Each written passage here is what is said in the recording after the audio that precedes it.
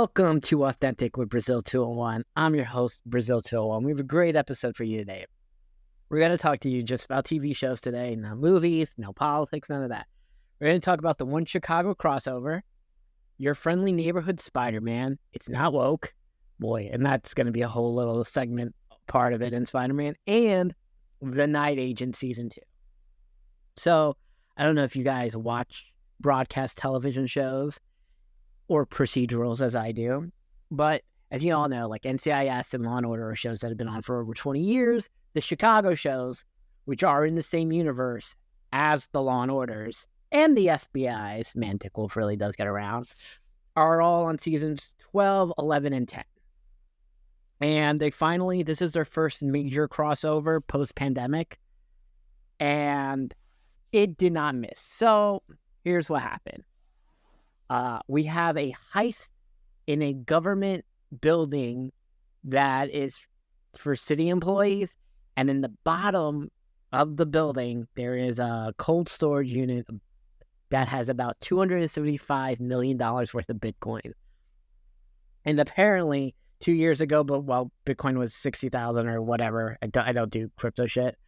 The government decided to start, turning the pension into Bitcoin. There was a whole up and down about it. And apparently also a lot of people who worked in this building, previously worked in the building and got some form of cancer.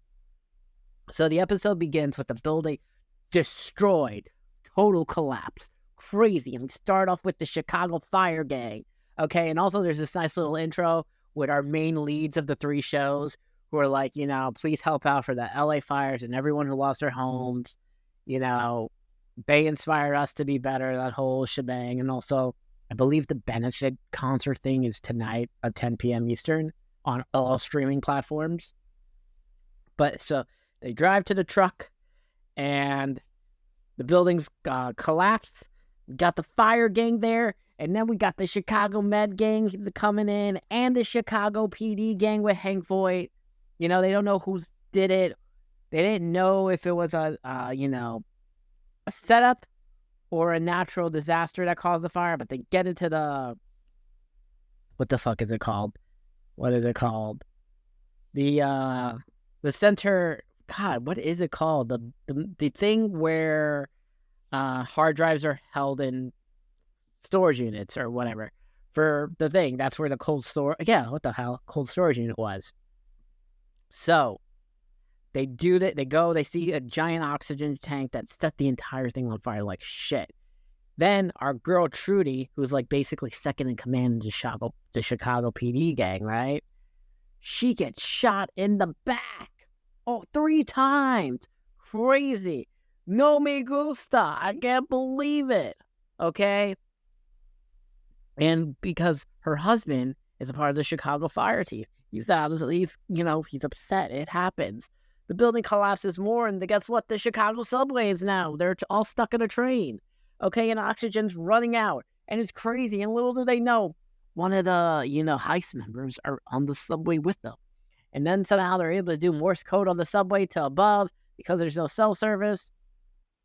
Then, our head doctor on Chicago Med, Sarah Ramos's character, which God, I can't remember any of these fucking characters' names on the shows.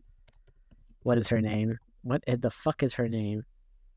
Dr. Lennox? Really? Caitlin Lennox is her character. She puts Meredith Grey to shame. We've only had 10 episodes of her, and she's like Meredith Grey meets the autistic good doctor, right? Bad bitch, right? She breaks her HIPAA violation. Okay, that helped out the team. She's like, I won't wake her from her coma, but I'll tell you about a disease that she had, which means maybe there's a court order and it can match and things like that. Okay, Sarah Ramos, super hot. You may know her from, guess what? What is it called? The Bear, another show that takes place in Chicago. Good for Sarah Ramos. Great eyebrows. Top tier white girl, if I have to say. Okay, but anyway. The guy who owns the building is like, I gotta get back down there. I gotta get my cold storage unit with all the crypto. It's $275 million. And then we learn that the Al Capone tunnels are real. Okay, that's how he was moving booze all throughout Chicago, these hidden tunnels. Okay, and they have to find the guy that has the plans for the tunnels, okay? And guess what? They're chasing the guy who has the plans, okay? Because they find the burner phone number. He tries to hopscotch over a building, and you know what? Then he tries to pull one on Hank. Hank pushes him. We love that. We love police brutality. Falls, cracks his head, but it's okay. They get to the house. They get to the hotel room that he was staying at. They find the Al Capone plans. They go in with the mission. Crack, crack, crack, crack, crack. They get the tunnel. Air is able to pump in. We're great. Okay, they did it. A lot of people almost died this episode we cared about, though. Okay, we almost lost a lot of important Chicago characters.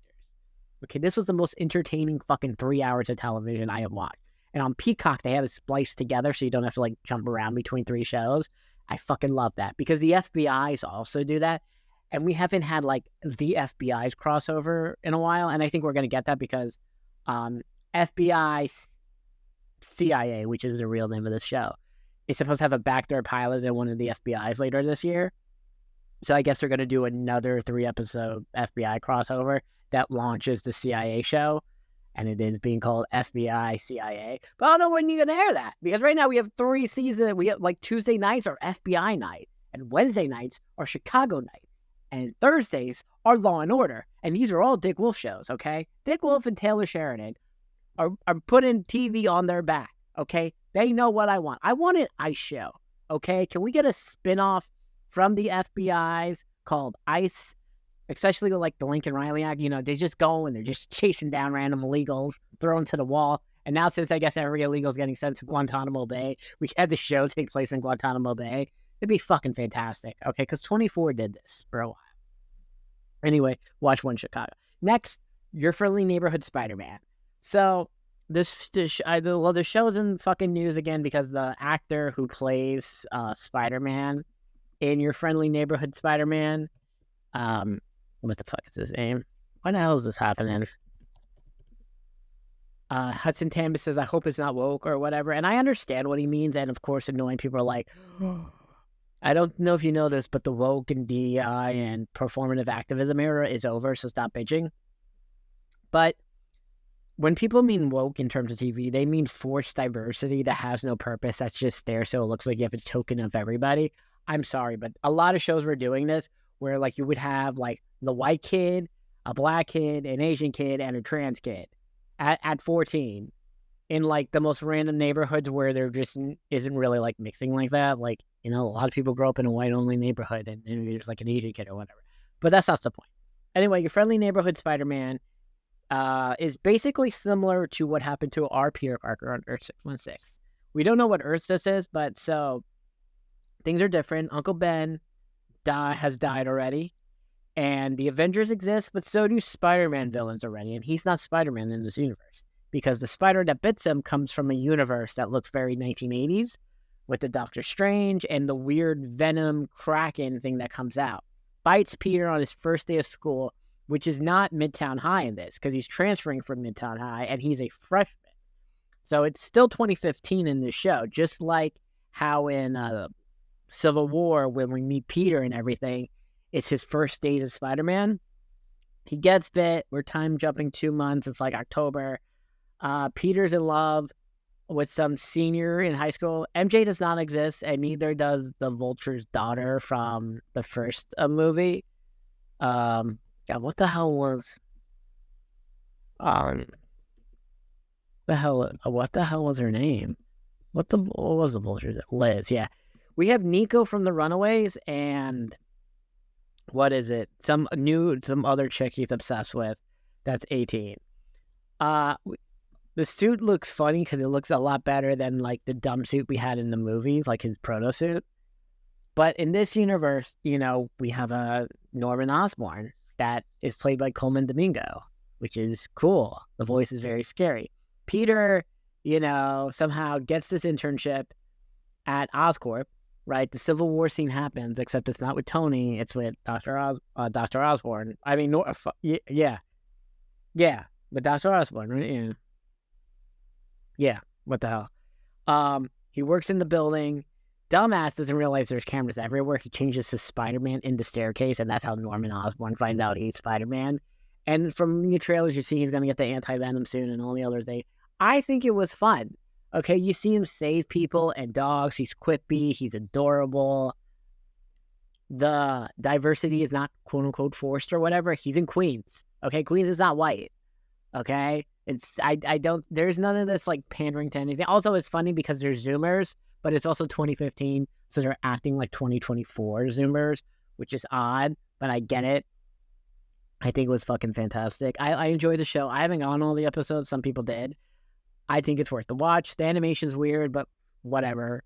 It's cool. Next, The Night Agent. I just want to say, I fucking loved the season of The Night Agent. It was fantastic. For those of you who don't know, Night Agent is like a super secret spy agency that is an offshoot of the FBI and an offshoot of the Secret Service.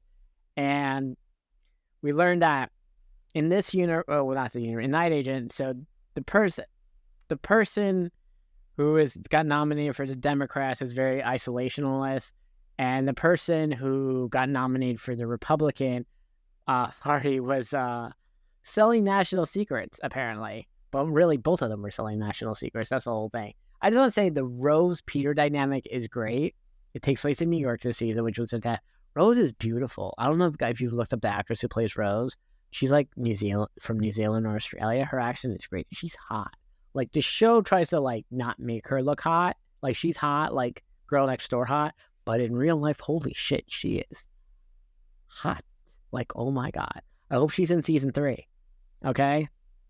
But our boy Peter swung a presidential election. Good for that. Good for him. Okay? Fucking great. Watch all of it. Okay? The show was fantastic. I enjoyed all 8 episodes. I haven't watched, what is it? The other version of The Night Agent that just came out on Netflix. The one with Noah Santiago. Allegedly, we may be getting a crossover episode between the two shows for their next seasons, because both shows got picked up for another season, and they're filming their new seasons right now.